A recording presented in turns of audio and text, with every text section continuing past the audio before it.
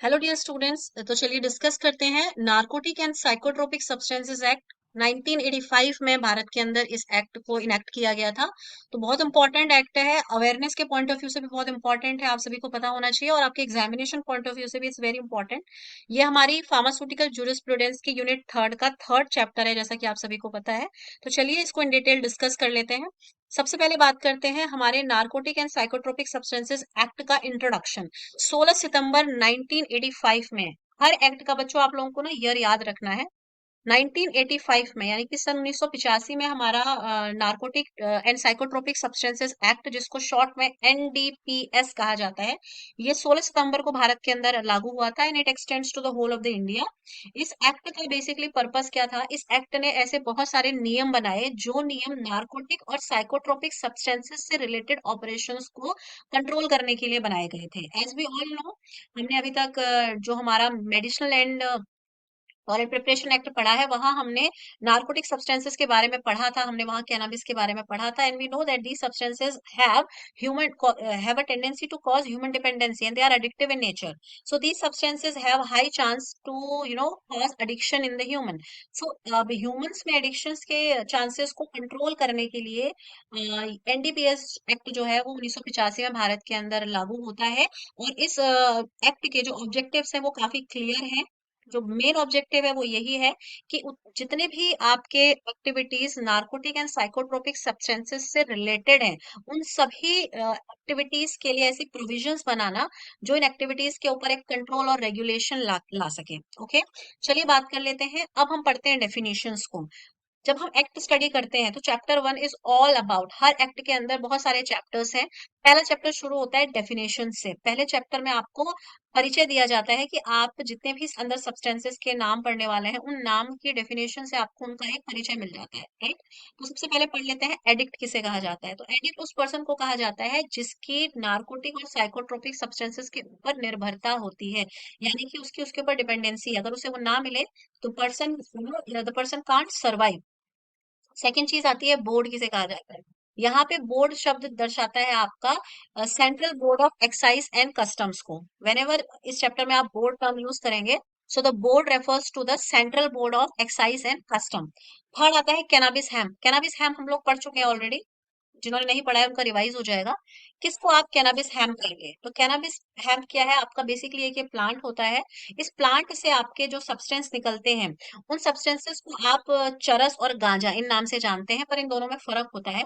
चरस आप किसे कहते हैं? चरस आपके कैनाबिस प्लांट का वो रेजिन होता है, वो सेपरेटेड रेजिन होता है, जो कि आपने अपने उस प्लांट से कंसंट्रेटेड फॉर्म में ऑब्टेन किया होता है, ठीक है। इसको हम कभी कभार हशीश ऑयल या फिर लिक्विड हशीश के नाम से भी जानते हैं। सेकंड आता है गांजा। गांजा दैट मीन्स गांजा आपके कैनाबिस प्लांट का फ्लावरिंग फ्रूटिंग टॉप होता है, उसे कहते हैं हम गांजा। यानी कि इसके अंदर सीड्स और लीव्स नहीं आती हैं, ठीक है। Does not include seeds and leaves, it includes the flowering part of the cannabis plant. Third, अगर आपने गांजा या चरस के मिक्सचर से तैयार किया है कोई सब्सटेंस जिसको आप ड्रिंकेबल पर्पज के लिए यूज कर रहे हैं, वो भी आपका कैनाबिस ही कहलाएगा। उसके अलावा हम बात कर लेते हैं नेक्स्ट। अब आती है हमारी narcotic drugs and psychotropic substances act के तहत बनाई गई कंसल्टेटिव कमेटी की। हमने पहले जो एक्ट पढ़े, जैसे हमने फार्मेसी एक्ट पढ़ा था तो वहां पे भी हमने पढ़ा था, हमने डीएनसी पढ़ा था तो हमने देखा था वहां पर भी बहुत सारी कमिटीज का गठन किया जाता है, क्योंकि कमिटीज ही उन प्रोविजंस को सुपरवाइज करेंगी। तो यहाँ पर भी एक कंसल्टेटिव कमेटी का गठन किया जाता है। इसका ऑब्जेक्टिव है, जब भी केंद्र सरकार को नार्कोटिक और साइकोट्रोपिक सब्सटेंसेस से रिलेटेड एक्टिविटीज में एडवाइस चाहिए होगी, जब वो एक्ट को एडमिनिस्टर करने जाएंगे तो एडमिनिस्ट्रेशन के दौरान जो भी उनको सलाह चाहिए होगी, ये सलाह वो इस कमेटी के थ्रू लेते हैं। और इस कमेटी के अंदर आते हैं चेयरमैन और मेंबर्स। जैसा कि हर कमेटी में हमने पढ़ा था, मेंबर्स की संख्या 20 तक रहती है और ये मेंबर्स सेंट्रल गवर्नमेंट ही डिसाइड करती है। और इनका अपना एक प्रोसीजर होता है, according to the that procedure they invite the meetings of that particular committee. अब बात कर लेते हैं इस कंसल्टेटिव कमेटी का क्या क्या फंक्शन रहेगा। तो इस बेसिकली इस कमेटी का जो फंक्शन है वो क्या है? इस कमेटी ने जब भी सेंट्रल गवर्नमेंट किसी भी नार्कोटिक और साइकोट्रोपिक सब्सटेंसेस से रिलेटेड ऑपरेशंस में उसे कुछ सलाह लेनी होती है, तो वो अपने चेयरमैन को इन्फॉर्म करती है। और चेयरमैन जो है वो ही is a person who is not a member of the committee, as a member of its any sub committee, है ना, और उसको सेंट्रल गवर्नमेंट ने कुछ रूल्स बताए होते हैं, तो उस रूल्स के आधार पर अपने मीटिंग का गठन करते हैं और अपने जो मेंबर्स हैं उनसे उस मुद्दे को डिस्कस करते हैं, और जो भी उनका रिपोर्ट निकल के आता है, they submit that report to the concerned authority, and then the report helps the central government to take the actions accordingly. अब इसी एक्ट के तहत सेंट्रल गवर्नमेंट एक नेशनल फंड की स्थापना भी करती है। नेशनल फंड बेसिकली क्या है? नेशनल फंड बनाया गया है जितने भी नारकोटिक सब्सटेंसेस से एडिक्टेड पर्सन होते हैं, उन एडिक्टेड पर्संस की हेल्प करने के लिए ये नेशनल फंड का गठन किया जाता है। ओके, तो ये जो नेशनल फंड है, इसमें आपका कोई भी ग्रांट जो है वो दी जा सकती है, कोई भी पर्सन इसमें ग्रांट दे सकता है, या कोई इंस्टीट्यूशन इसके अंदर ग्रांट दे सकता है, या अगर मान लीजिए किसी का कोई इन्वेस्टमेंट था, तो जो उसका इन्वेस्टमेंट अमाउंट आता है, कुछ लोग जो है वो इन्वेस्टमेंट अमाउंट भी क्रेडिट कर देते हैं इस फंड को। ठीक है, तो these are the sources of generating fund into this particular account. और उसके बाद बात कर लेते हैं इसके फंक्शंस की। तो सबसे पहला फंक्शन होता है दिस नेशनल फंड का, एडिक्ट्स को आइडेंटिफाई करना, उनकी पहचान करना कि ये पर्सन एडिक्टेड है। कई कबार होता है जो पर्सन है वो ही मानने से मना कर देता है कि वो एडिक्टेड है, तो पहचानने वाले के लिए और दिक्कत है। So the national fund committee people will identify the person, then they will treat the person, and after treatment they will transfer that person to the rehabilitation centre. उसके बाद वो ड्रग अब्यूज को रोकने का काम भी उनका रहता है। फिर वो जनता में अवेयरनेस भी फैलाते हैं ड्रग अब्यूजर्स के अगेंस्ट, कि कौन कौन से लोग आपके आसपास के ऐसे हैं जो ड्रग अब्यूजर्स हैं।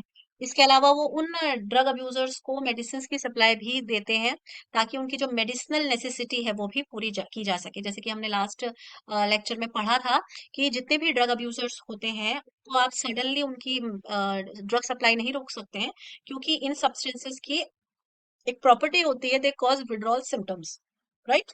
अचानक से अगर आप किसी भी एडिक्टेड पर्सन का ड्रग सप्लाई रोकते हैं, तो पर्सन को विड्रॉल सिम्टम्स आने शुरू हो जाते हैं। सो वो उसकी नेसेसिटी है, आपको उसको देनी पड़ेगी। पर यहाँ पर द आइडिया इज आपको उसकी कंसंट्रेशन घटा के उसे देना पड़ता है, ताकि उसका जो एडिक्शन है वो धीरे धीरे विड्रॉ हो सके। मूविंग ऑन, अब बात करते हैं प्रोहिबिशन, कंट्रोल एंड रेगुलेशन की। देखिए, जो हमारा एनडीपीएस एक्ट है, इसके तहत कुछ चीजों पर प्रतिबंध लगाया गया था जब ये 1985 में आया था, मैं तब की बात बता रही हूँ आपको। तो पहला इसके ऊपर प्रोहिबिशन था कि आप कोका या कोका के किसी भी पोर्शन का आप अपने आसपास के खेत में खेती नहीं कर सकते हैं। This was the first prohibition, you can not cultivate any coca plant or gather any portion of coca plant in your particular area. Second, you can not cultivate opium poppy or cannabis plant, तो ना तो Coca की खेती कर सकते हैं, ना cannabis की, ना ओपियम की। ना ही आप किसी तरीके के इस तरीके के मटेरियल को अपने भारत देश में इंपोर्ट कर सकते हैं, ना भारत देश से एक्सपोर्ट कर सकते हैं, और ना ही आप यहाँ मैन्युफैक्चरिंग कर सकते हैं, ना ही आप पोजेशन कर सकते हैं। You are not allowed to do anything of such material. उसके अलावा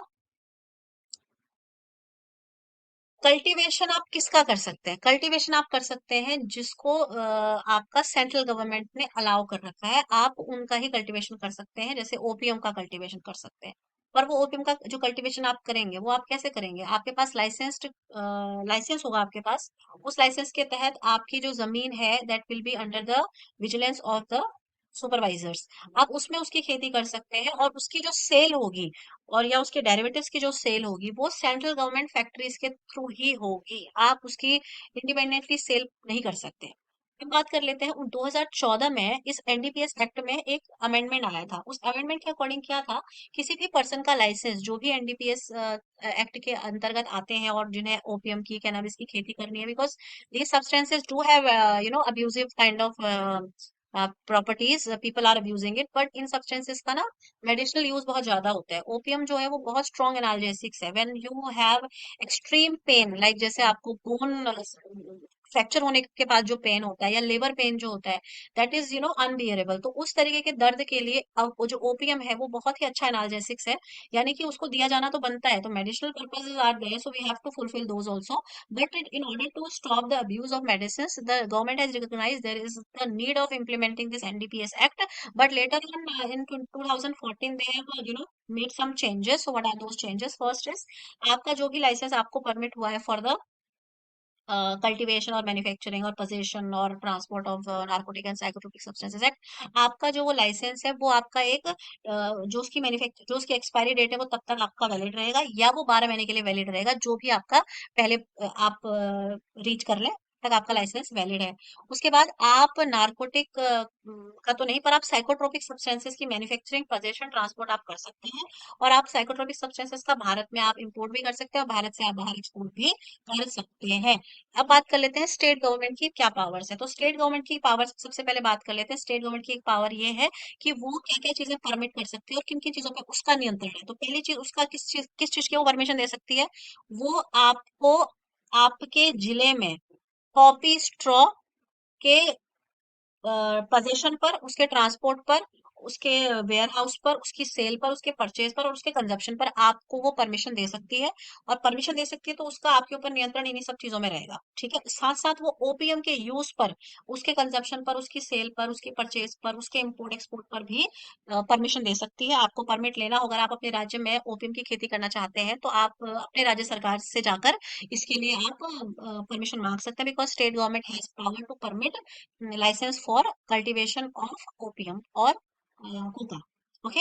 इसके अलावा आप चरस को छोड़कर कैनाबिस का भी आप अपने राज्य में खेती कर सकते हैं, उसकी sale, purchase, transport, consumption use कर सकते हैं। अब बात कर लेते हैं हम ऑफेंसेस एंड पेनल्टीज की। तो पॉपी देखिए, जो हमारा ये एनडीपीएस एक्ट है ना, ये बहुत सीरियस एक्ट है। सीरियस इन द सेंस यहाँ पे बहुत बारीकियां हैं, और आप अलग अलग तरीके के नार्कोटिक सब्सटेंसेस के लिए अलग अलग तरीके के पेनल्टीज हैं, अलग अलग तरीके के ऑफेंसेस हैं। तो ओपीएम के लिए अलग तरीके के ऑफेंसेस हैं, और पॉपी के लिए अलग है, कोका के लिए अलग है, कैनाबिस के लिए अलग है। तो आप सबके लिए इन डिटेल में आप one by one offences and penalties पढ़ते हैं। तो पहले हम पढ़ लेते हैं punishment for contravention in relation to poppy straw. Poppy straw के अगर आपने से संबंधित जो भी नियम है, अगर आपने उनका कंट्रावेंशन किया है, आप उनके अगेंस्ट गए हैं, तो क्या क्या आपके पनिशमेंट्स रहेंगे। तो कोई भी अगर इस एक्ट के अंतर्गत पॉपी स्ट्रॉ से संबंधित किसी भी तरीके के नियम का उल्लंघन करता है, so that shall be punishable. पहली चीज तो वो एक तरीके से क्या माना जाएगा, ऑफेंस माना जाएगा। तो अगर अब क्या है आपका जो पेनल्टी है, वो क्या है। पेनल्टी ये है, जहां भी स्मॉल क्वांटिटी का कंट्रावेंशन होगा, है ना, स्मॉल क्वांटिटी का कंट्रावेंशन हो रहा है, आप मतलब बहुत कम क्वांटिटी आपकी पॉपी स्ट्रॉ की है और उसके साथ आपने कानून के अगेंस्ट आप गए हैं, तो उसकी जो राइगरस इम्प्रिजनमेंट है वो आपका है फॉर अ टर्म विच में एक्सटेंड्स टू 2 ईयर। यानी कि आपका वो 1 साल तक की आपको जेल की सजा हो सकती है और 10,000 रुपए का आपको जुर्माना हो सकता है। देखिए, एक चीज ध्यान रखिए, अभी तक आपने जितने भी एक्ट पढ़े हैं, डीएनसी पढ़ा आपने, फार्मेसी पढ़ा आपने, इसमें आपने कहीं पे भी 10,000 रुपए का जुर्माना और 2 साल की जेल नहीं पड़ी। आपने ज्यादा से ज्यादा 6 महीने का इम्प्रिजनमेंट और 500 रुपए का जुर्माना या 1,000 रुपए का जुर्माना। एनडीपीएस जो कानून है ये बहुत सख्त कानून है, इसीलिए इसकी जो सजा है वो भी थोड़ा स्ट्रॉन्ग है, ठीक है। तो 10,000 रुपीज का आपको जुर्माना, या आपको 1 साल की सजा, या दोनों भी आपको पे करने हो सकते हैं। सेकंड, अगर आपने कंट्रावेंशन किया है, आपने नियम का उल्लंघन किया है और आपकी जो क्वांटिटी आपके पास पाई गई है वो कमर्शियल क्वांटिटी से कम है, लेकिन ग्रेटर स्मॉल क्वांटिटी से वो ज्यादा है, तो आपका जो जेल होगी आपको वो 10 साल तक की हो सकती है, और फाइन जो है वो आपको 1 लाख रुपए का हो सकता है। देखिए, 3 तरीके का होता है। जब आप पॉपी स्ट्रॉ के संबंध में कानून का उल्लंघन करते पाए जाते हो, तो जो भारत सरकार है उसने ना कुछ मात्राएं बना रखी हैं कि आप इतनी क्वांटिटी में अगर इसका यूज करते हो तो it is under control, it is under the act, और अगर इससे ज्यादा करते हो तो फिर आपने नियम का उल्लंघन किया। 3 क्वांटिटीज बनाई गई है, एक है स्मॉल क्वांटिटी, एक है कमर्शियल क्वांटिटी, और एक है ग्रेटर देन स्मॉल क्वांटिटी। अगर आप स्मॉल क्वांटिटी के सिलसिले में पकड़े गए हो तो आपको, मैंने आपको बता दिया, अगर आपने आपकी जो आप जिस जो पॉपी आपके पास मिला है वो कमर्शियल क्वांटिटी तो नहीं है, लेकिन वो स्मॉल भी नहीं है, वो ज्यादा है स्मॉल से, तो आपको 10 साल तक का आपको जेल हो सकती है और आपको 1 लाख रुपए तक का जुर्माना पे करना पड़ सकता है। अब अगर आपने कहीं कमर्शियल क्वांटिटी का कंट्रावेंशन किया है, मतलब आपके पास जो पॉपी की मात्रा पाई गई है वो कमर्शियल क्वांटिटी से ज्यादा की है, तो आपको बहुत ही राइगरस इम्प्रिजनमेंट होता है, जो कि करीबन आपका 20 ईयर्स तक का भी होता है। और इसमें जो फाइन है, it shall not be less than 1 lakh, but which में extends to up to 2 lakhs। So this is very serious punishment. Then comes to the punishment for contravention in relation to the opium poppy. अभी तक आपने पढ़ा था poppy straw, अब आता है opium poppy and opium. तो कोई भी अगर इस एक्ट के अंतर्गत जो भी प्रोविजंस बनाए गए हैं